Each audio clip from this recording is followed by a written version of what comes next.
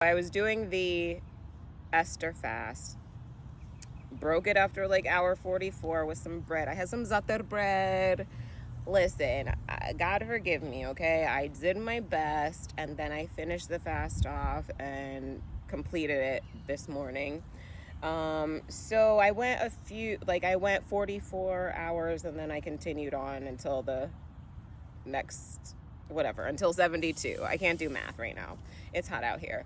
But I will say that the Esther fast is a fast for God's intervention and God's deliverance. And I can say with certainty that He did deliver me some clarity. And that's ultimately what fasting is about. Fasting is never about the physicality, although some people do fast for physical health benefits, which it is beneficial. There are a plethora of studies out there to report on that. But the essence of fasting, the purpose of fasting, is more of a spiritual cleanse, a spiritual process in order to align with God, align with yourself, align with the truth, your intuition, and see what comes forth. We ask God to reveal certain things to us, and He does. And,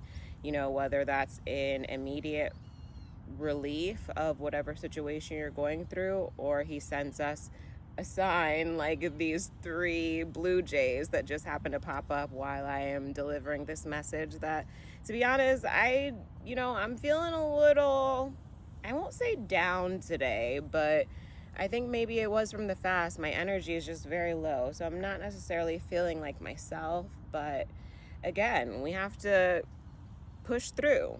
We have to do the things that we promised ourselves that we would do.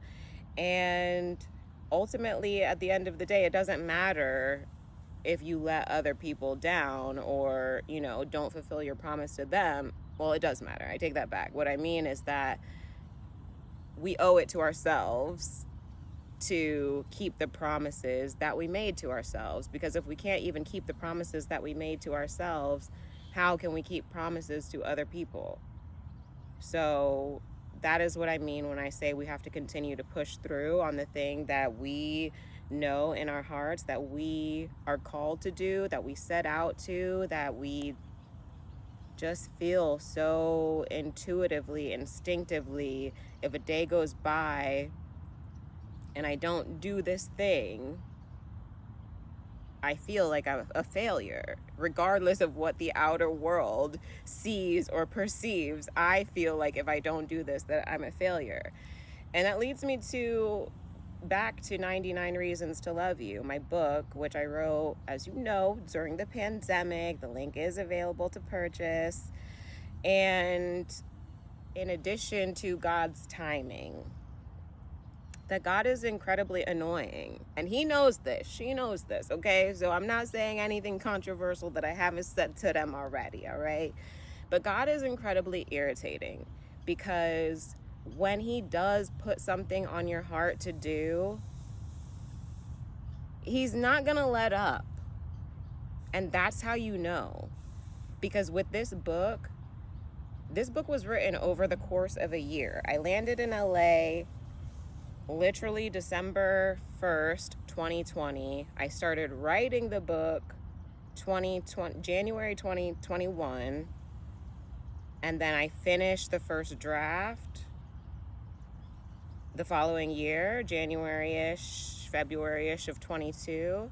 And then published it, the first draft, the first iteration of it was published August 30th of 22. And so it took me a year to actually complete the first draft, the first manuscript, and then I spent the rest of the following year editing, doing some touch-ups, blah, blah, blah. But I spent that first year doing this, and it took me a year. I could have sat down. There's only 99 names, right? And so my plan was, okay, so there's 99 names. If I do one name a day, I can get done in 99 days. And that would have been great. That was my plan. I literally had it all mapped out. But when you deep dive, and I had nothing but time too. I had nothing but time. But when you deep dive into God, it is so intense. And so there were days where I would go like 3 names and I'd be like, okay, bet, I'm good. And then I would pause and be like, man, I really don't want to do this, because as I told you guys, I had other plans when I moved to LA. I planned to move there to be a writer, and I did end up being a writer with my book. But you know what I mean, a writer in the entertainment industry, write shows, write movies, blah, blah, blah, blah, blah, continue on what I had done, because I had written and produced my first play in New York. I had written and produced my first short film during the pandemic before I moved to LA. And so I wanted to continue on that path, but God said, no, do this. And so every time I stopped, I would start and stop, but I stopped out of my own, I won't say ignorance, but kind of ignorance, but out of my own ego. Like, no, I don't want to do this. Like, this isn't what I want to do, God. And then I would not do it for like maybe a week. And every single day, God was just hounding me. And he would send me signs, just like these 3 blue jays, just like whatever. I can't even think of anything right now, but it would be so synchronous. And the universe is always communicating with us if we are paying attention. But he kept, every day that I ignored it was a day that he sent the message, without fail. I'd be doing something completely out of the blue, off the wall, and I would get a message about this. And I'm like, are you freaking kidding me? Like, I don't want to do this. I don't care, Lord. I don't care, okay? No, I have better things to do than to be, talking about you, which is so like, oh my gosh.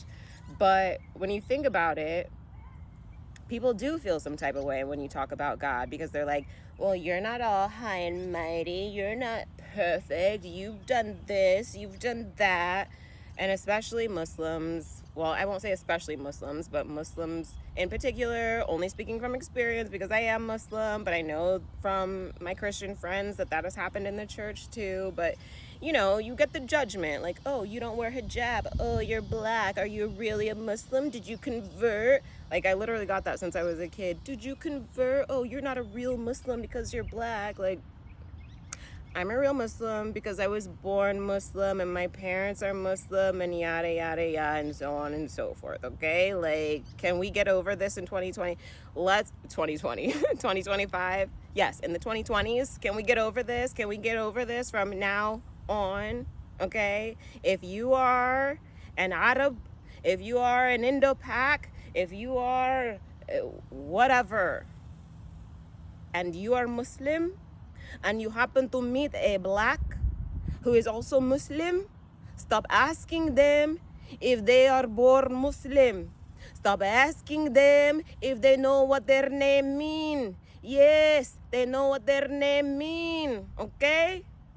They know what their name mean because they are not stupid. They know what their name mean because they go to the masjid. They know what their name mean because they were born Muslim. Do you understand, my brother, my akhi, my ukhti, my auntie? Yeah, Rabbi, do you understand? We are Muslim. We are Muslim just like you, my brother, my sister, my auntie. We know what our name mean. We know, okay? Stop asking me, Uber driver, do I know what my name mean? Yes, I know what my name mean, okay? Khalas. So, moving forward, let's not have this discussion anymore.